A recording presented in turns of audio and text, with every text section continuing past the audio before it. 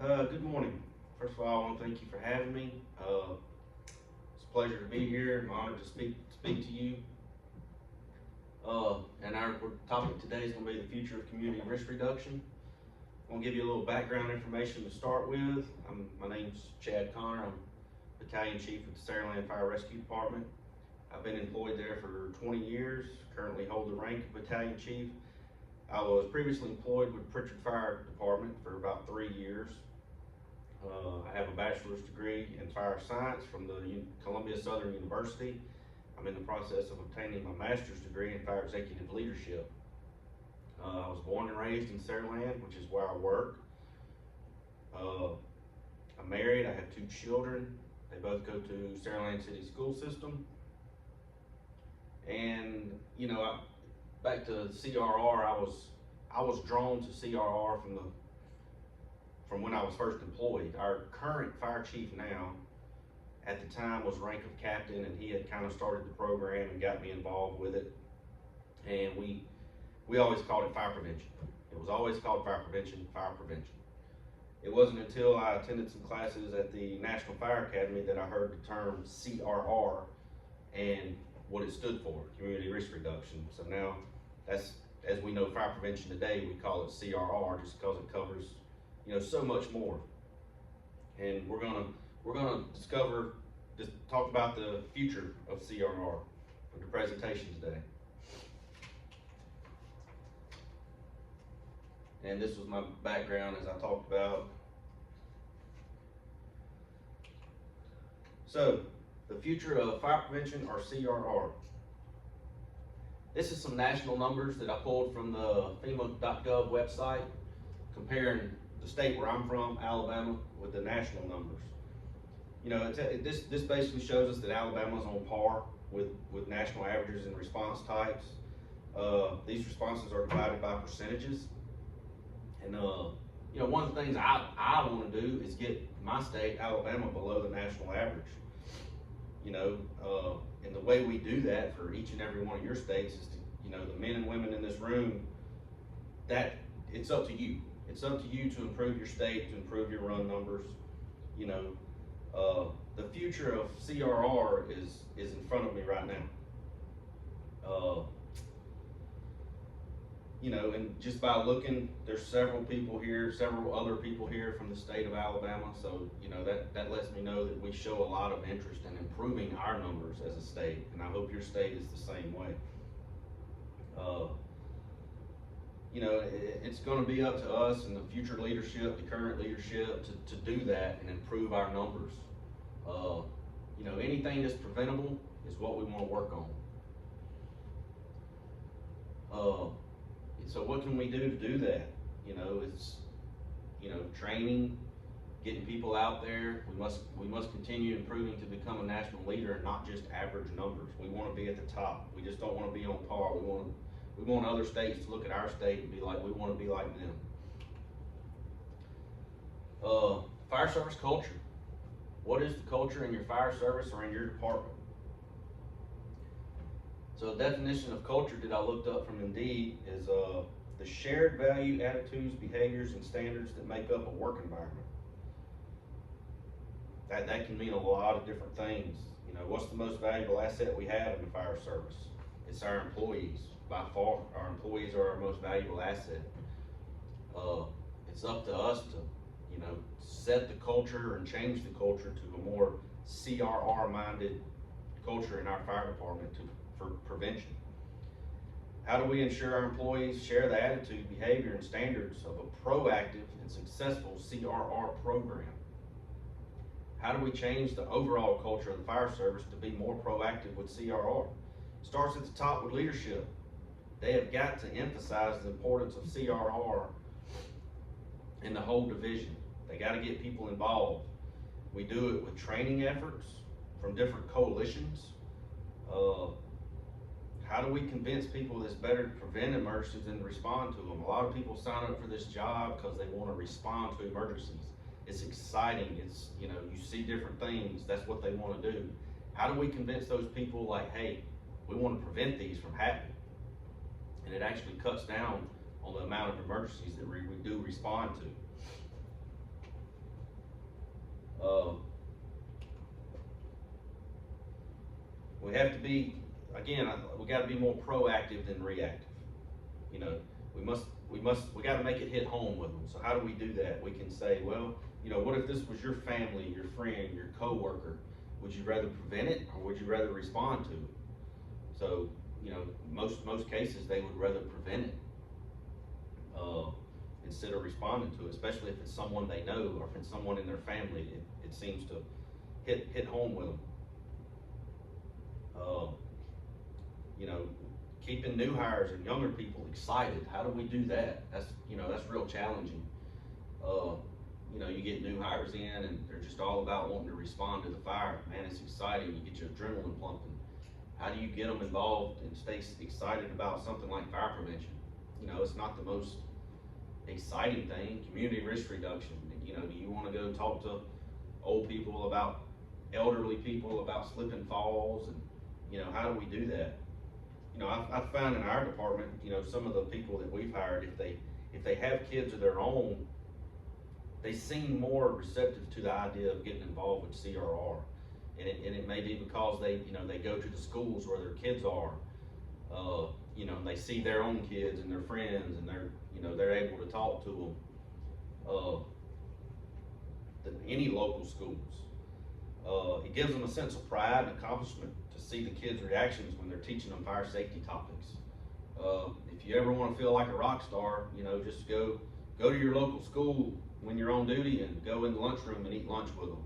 Man, they all want to see you. They all want to shake your hand. They all want to talk to you. It's a pretty good feeling, you know, so that may be one of the avenues we can go down to get the younger people and new hires involved more in CRR. And that would help change our culture. If you go ahead and get those young people involved, the culture changes, you know, and it stays that way. Outreach to our citizens, or we call them stakeholders because they're involved. It's of the utmost importance. Keeping citizens informed and involved keeps them interested in CRR. The citizens' tax dollars pay our salaries, they pay for our equipment, they fund our budgets, they buy us the trucks, you know, everything. So the more we can keep them involved and informed, the more important the CRR becomes to everybody in the community. You know, we have groups. Having groups like the Alabama Coalition of CRR Educators spread the same message statewide. We're lucky in Alabama, we have this group of educators throughout the whole state. They gather occasionally and, you know, exchange ideas, talk about ways to educate, and talk about ways to improve their programs. And, you know, we compare response numbers between cities and share ideas on how to improve these numbers. We discuss ways to spread our message with social media in our home cities and statewide. We share ideas and interact with other educators. And to me, this is one of the ways that best ideas are born, you know, is getting a group of educators together, talking about different ideas. This is another thing that we have in our state, is turn your attention to fire prevention. Luckily, we have the full support of the Alabama Fire College. So in 2014, the Alabama Association of Fire Chiefs launched Turn Your Attention to Fire Prevention, which people in our state, when they see this symbol right here, they know exactly what it means. It's, you know, they know that's the fire prevention. Turn your attention to fire prevention. And this was a statewide campaign to reduce fire fatalities in Alabama. And the goal of the campaign is to promote personal responsibility for fire prevention, change behaviors that cause most unintentional fires, and train citizens to avoid severe injury or death in fire occurs.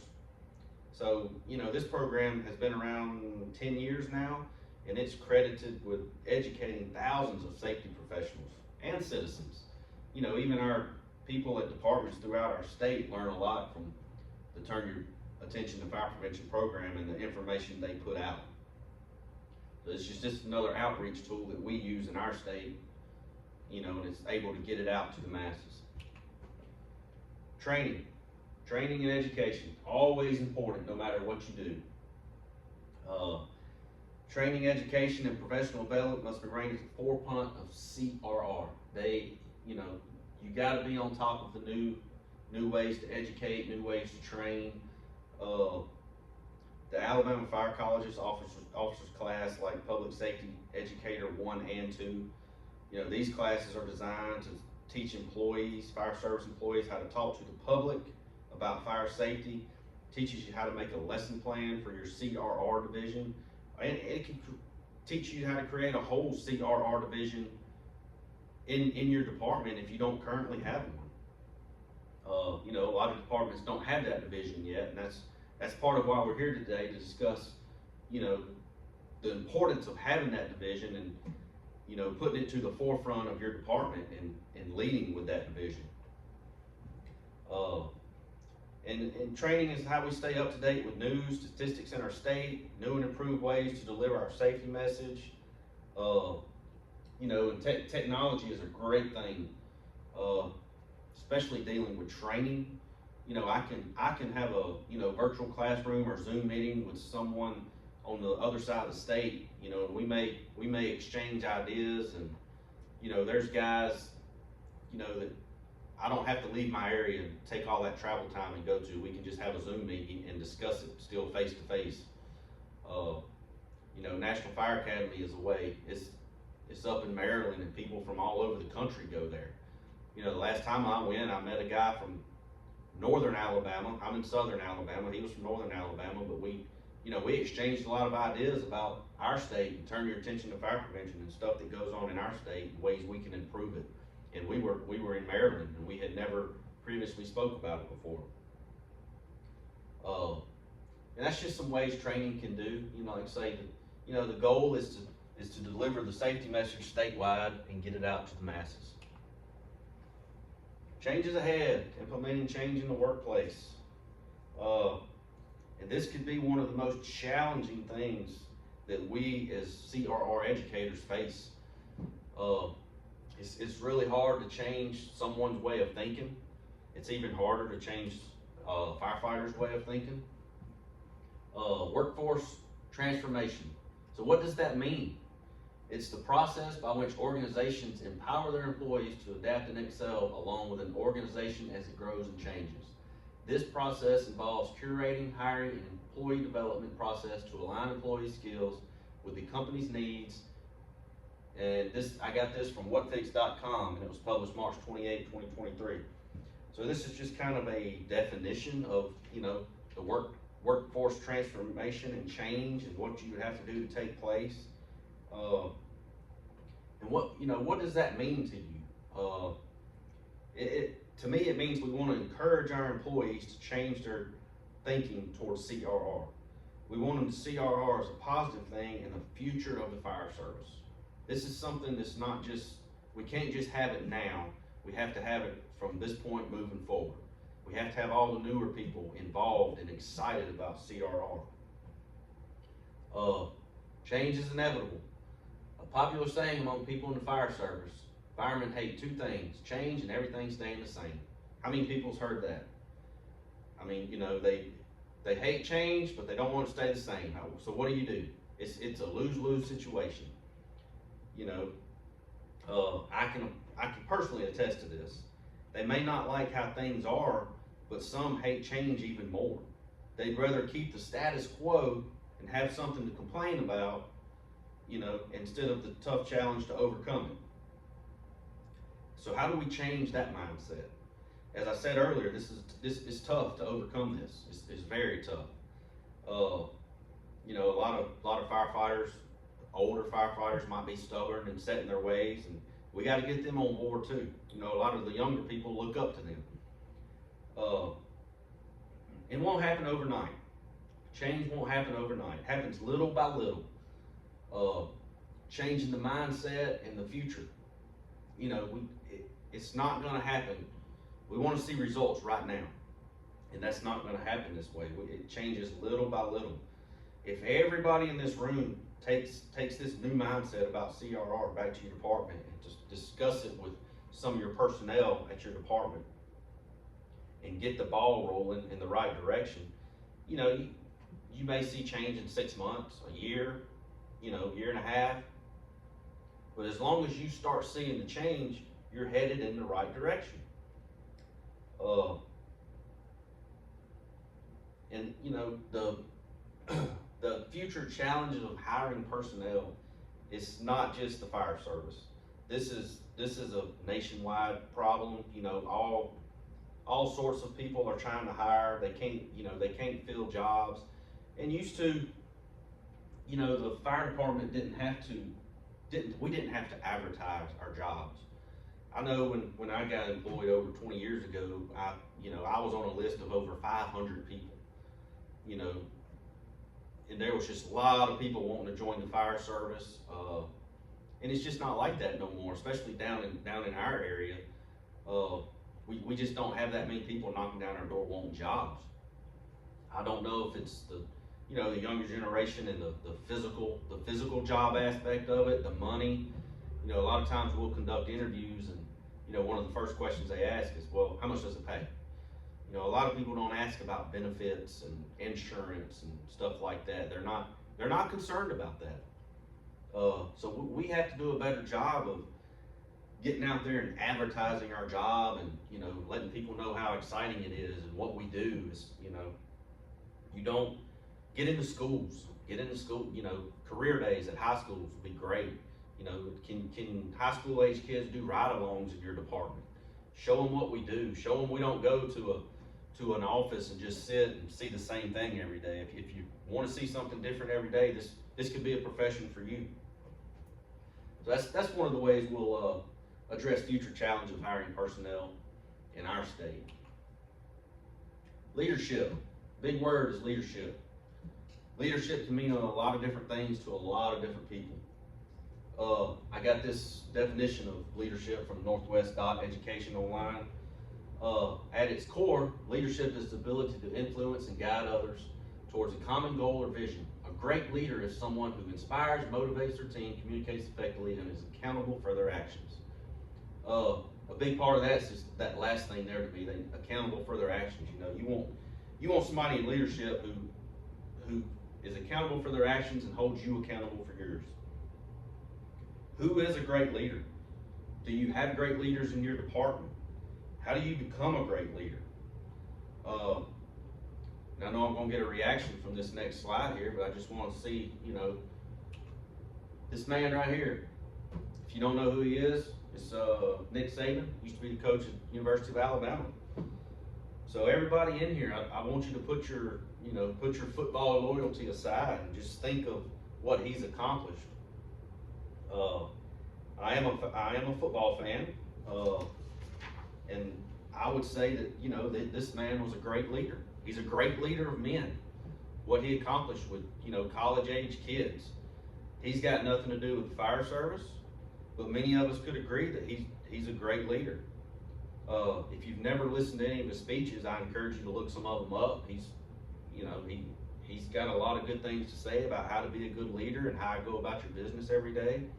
One of his quotes that sticks out to me is when he said, high achievers hate mediocre people, and mediocre people hate high achievers. So think about your department. Do you have some mediocre people? Do you have some high achievers? You know, do you have some of the high achievers? You know, are they not liked by the mediocre people just because they're high achievers? You know, all fire officers should be high achievers, because they're expected to take a bigger role in implementing CRR in their departments. And one of the things they must do is ensure that CRR is a division with proper leadership, funding, and personnel to deliver the message to the community. So as a high achieving fire officer leader, this is what you have to do with CRR. We got to keep it out there.